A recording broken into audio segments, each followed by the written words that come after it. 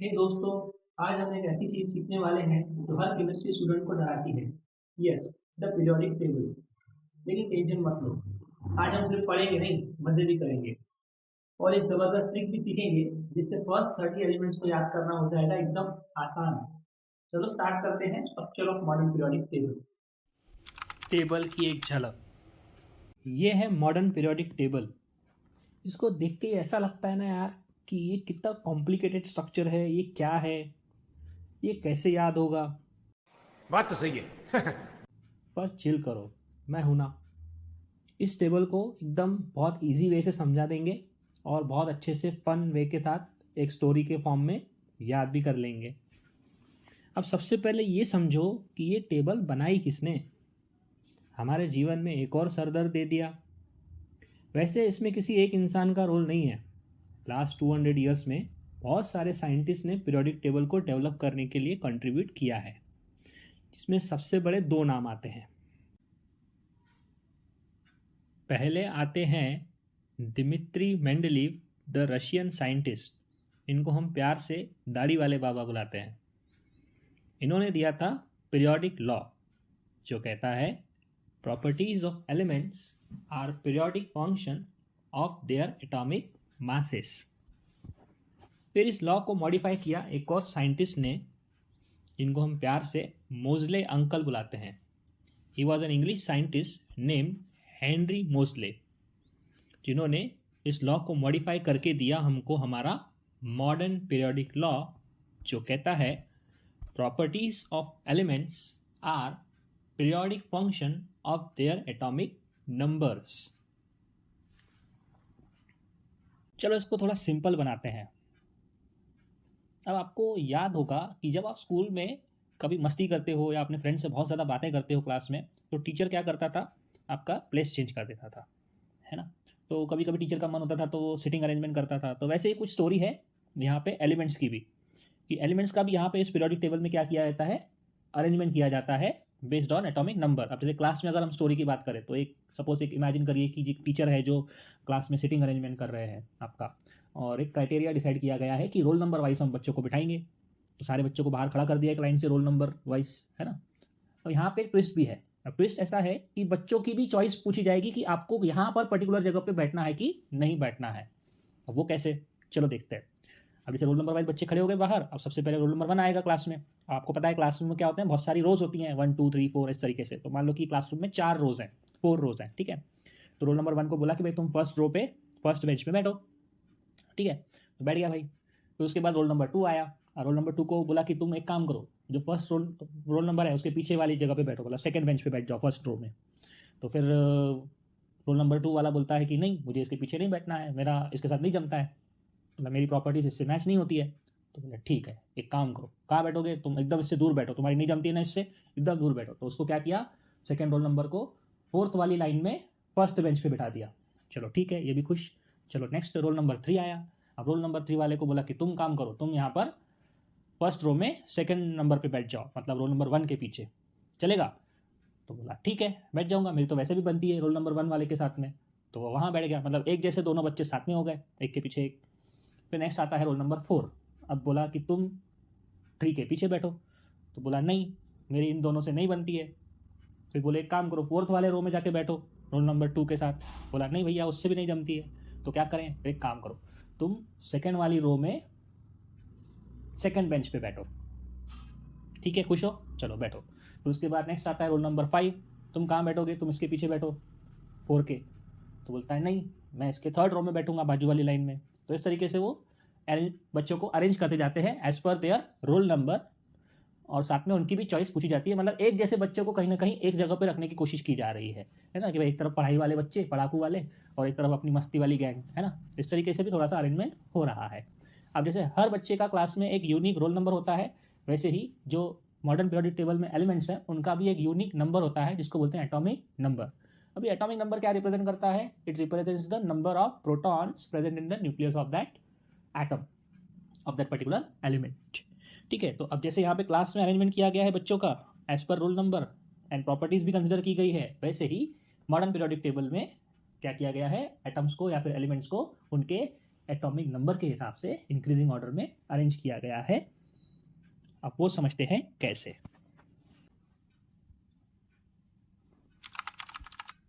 Elements की class. Elements की class में टोटल 118 बच्चे हैं, मतलब 118 एलिमेंट्स। अब जैसे क्लास में बच्चों का सीटिंग अरेंजमेंट टीचर करते हैं, वैसे ही यहाँ पर पीरियोडिक टेबल में एलिमेंट्स का अरेंजमेंट करने के लिए भी किसी न किसी को तो बुलाना पड़ेगा। किसको बुलाएं? अरे एक ही तो है, हमारे मोस्ले अंकल। इनको क्यों बुलाए सर? अरे इन्होंने ही तो मॉडर्न पीरियोडिक लॉ दिया था। क्या बोलते थे? Properties of elements are periodic function of their atomic number. मतलब if you arrange the elements in the increasing order of their atomic number, the properties will be repeated, they will show some periodicity. तो देखते हैं कैसे। अब elements को increasing order of atomic number में arrange करना है तो सबसे पहले सबसे छोटा एलिमेंट आएगा, सबसे कम एटॉमिक नंबर वाला। तो कौन सा एलिमेंट है? तो हाइड्रोजन आएगा, एटॉमिक नंबर 1। इसको कहाँ प्लेस करेंगे? एकदम लेफ्ट साइड पे फर्स्ट कॉलम में प्लेस कर दिए। फिर नेक्स्ट एलिमेंट आता है हीलियम, एटॉमिक नंबर 2। अब इसकी प्रॉपर्टीज हाइड्रोजन से बिल्कुल मैच नहीं होती, तो इसलिए एकदम इसको अलग से एक अलग ही कॉलम में रख दिया, है ना। फिर नेक्स्ट आता है लिथियम, एटॉमिक नंबर 3। इसकी प्रॉपर्टीज बिल्कुल हाइड्रोजन से मैच होती हैं, तो इसको हाइड्रोजन के नीचे उसके कॉलम में रख दिया, फर्स्ट कॉलम में। फिर नेक्स्ट आता है atomic number 4 beryllium.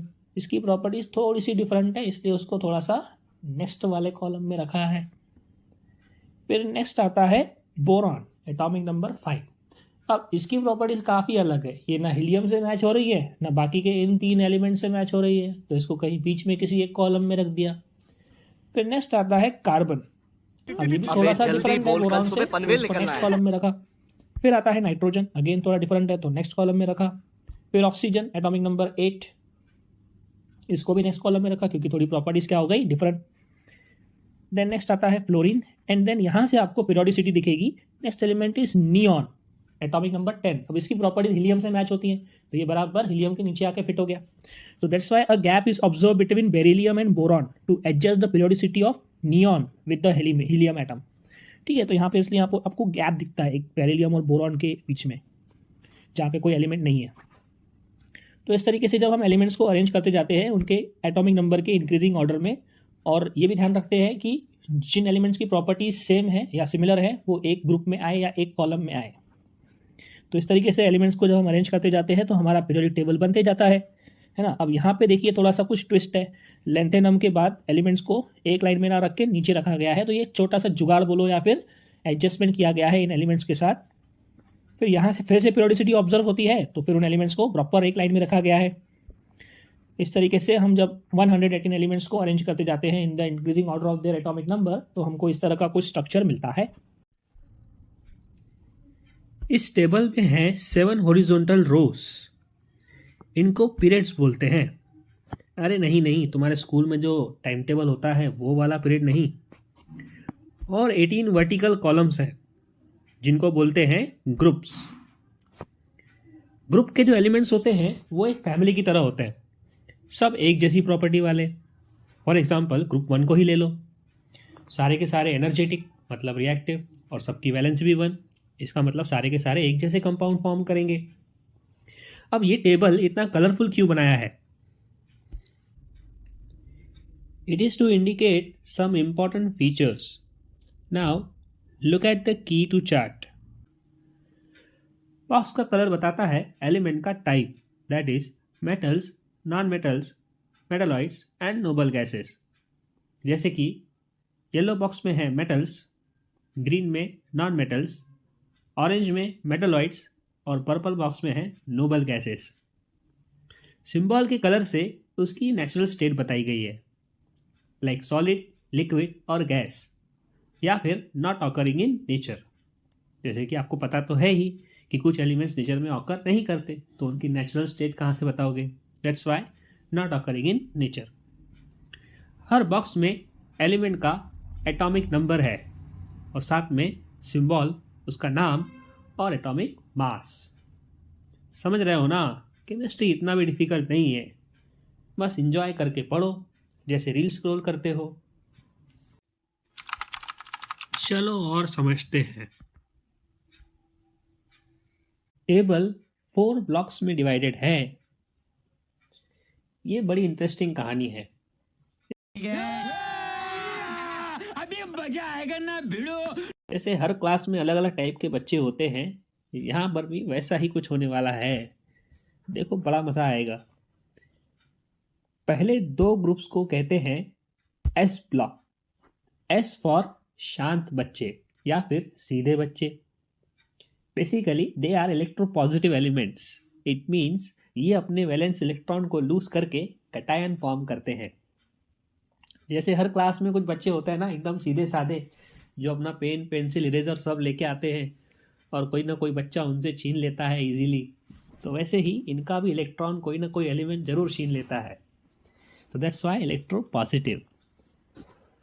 First group वालों को अल्कली मेटल्स कहा जाता है। अच्छा। और सेकेंड ग्रुप वालों को alkaline earth metals. Right side पर ग्रुप 13 से 18 के जो 6 ग्रुप्स हैं, इनको पी ब्लॉक के नाम से जाना जाता है। Now P stands for popular बच्चे। पॉपुलर मतलब शरारती वाले, मतलब ये वो है जो सबसे मस्ती वाले बच्चे होते हैं। अब इसमें जो 17 ग्रुप वाले हैं, ये एकदम गुंडा लोग है रे बाबा, मतलब मोस्ट इलेक्ट्रोनिगेटिव एलिमेंट्स, इलेक्ट्रॉन के भूखे। इनको हैलोजेंस के नाम से जाना जाता है। और 18th ग्रुप वाले बच्चे या एलिमेंट्स, देखो इनका कलर भी एकदम कुछ अलग सा है। ये है नोबल गैसेस, मतलब राजा। इनको दीन दुनिया से कोई मतलब नहीं है। ये किसी एलिमेंट के साथ रिएक्ट ही नहीं करते। जैसे क्लास में होते हैं ना कुछ बच्चे जो किसी से बात ही नहीं करते, इसलिए इनको इनर्ट गैसेस भी कहा जाता है। और क्योंकि इनकी वैलेंसी 0 होती है, इसलिए 0 ग्रुप भी कहते हैं।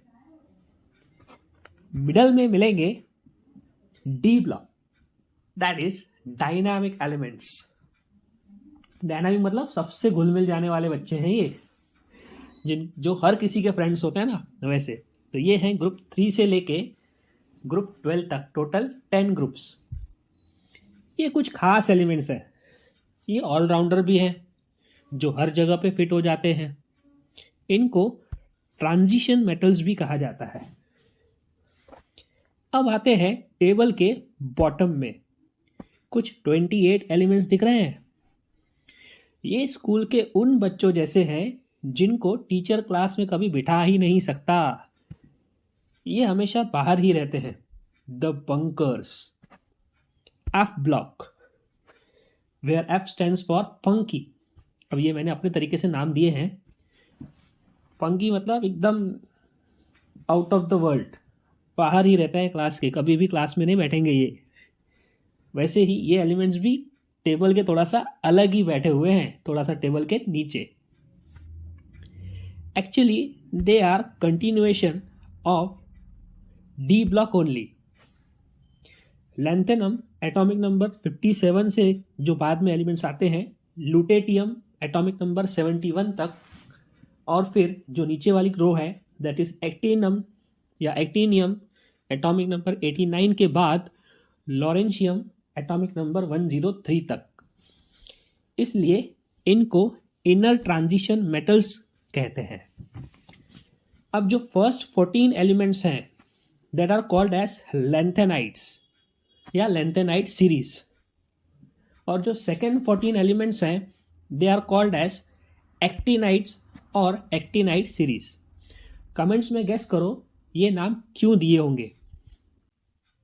पी ब्लॉक में आपको एक इमेजिनरी जिगजैग लाइन मिलेगी। इसके लेफ्ट में मेटल्स मिलेंगे और राइट में नॉन मेटल्स।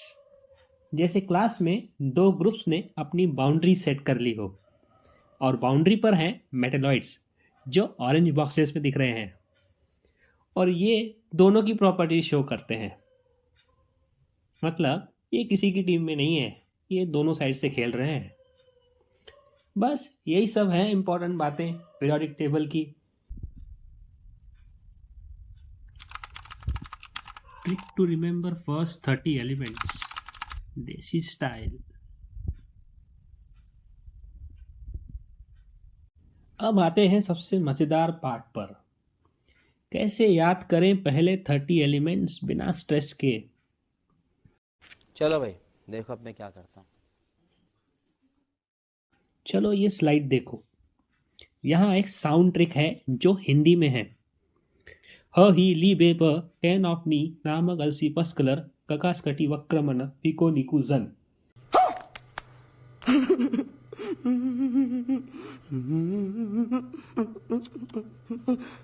अब यहाँ आपको 3 कॉलम है, एटॉमिक नंबर, साउंड और सिंबल। मैंने क्या किया है, जो उस पर्टिकुलर एलिमेंट का सिंबल है उससे एक साउंड क्रिएट किया है हिंदी में। जैसे हाइड्रोजन के लिए ह, हीलियम के लिए ही। अब इसको याद कैसे करें, तो पहले 10 एलिमेंट्स को पहले पढ़ के दिखाता हूं।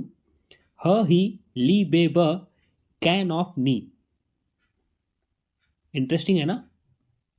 साउंड को पकड़ो, ह ही ली बे ब कैन ऑफ नी। तो ये हो गए फर्स्ट 10 एलिमेंट्स। बस ऐसे बोलते जाओ दोस्तों, याद हो जाएगा। ह ही ली बे ब कैन ऑफ नी। फिर उसके बाद एटॉमिक नंबर 11 से 20 तक, ना मग अलसी पस क्लर का, हो गए 20 एलिमेंट्स। फिर से रिपीट करो। ये सीक्वेंस गाना नहीं है, पर दोस्तों के साथ गाना जैसे बोलो। बट एक बार फिर से बोलते हैं स्टार्टिंग से। ह ही ली बे ब कैन ऑफ नी नामक अलसी पस क्लर का। यहाँ तक हो गए 20 एलिमेंट्स। अब 21 से 30 तक, स्कटी वक्र मन फिको निकुसन। ऐसा लगता है कोई मंत्र बोल रहे हैं। स्कटी वक्र मन फिको निकुसन, स्कैंडियम से लेके जिंक, है ना। फिर से रिपीट करो, बस हिंदी में बोलो, केमिस्ट्री एकदम शायरी हो जाएगी। क्या बात है सर, क्या बात है सर, क्या बात है, ये बात है। अरे सर क्या बात है। अपने फ्रेंड्स को चैलेंज करो, जल्दी से ऐसे साउंड याद कर ले और एलिमेंट्स लिख के दिखा दे। अगर इंग्लिश में निमोनिक चाहिए तो सुनो। Happy Harry likes beer but can not obtain food, new nations might also. अरे नहीं, इसमें मज़ा नहीं आ रहा है। जो मज़ा देसी ट्रिक में है वो इस अंग्रेजी में कहाँ। बात तो सही है। और हाँ, अगर मैम बोले एक्सप्लेन पीरियोडिक टेबल तो एलिमेंट्स की रेस स्टार्ट कर देना, सब कंफ्यूज हो जाएंगे, आप ही टॉपर बन जाओगे। तो दोस्तों, अब पीरियोडिक टेबल से डरना बंद और मजे लेना स्टार्ट। केमिस्ट्री बोरिंग नहीं, इंटरेस्टिंग है। बस थोड़ी दोस्ती कर लो इन एलिमेंट्स के साथ।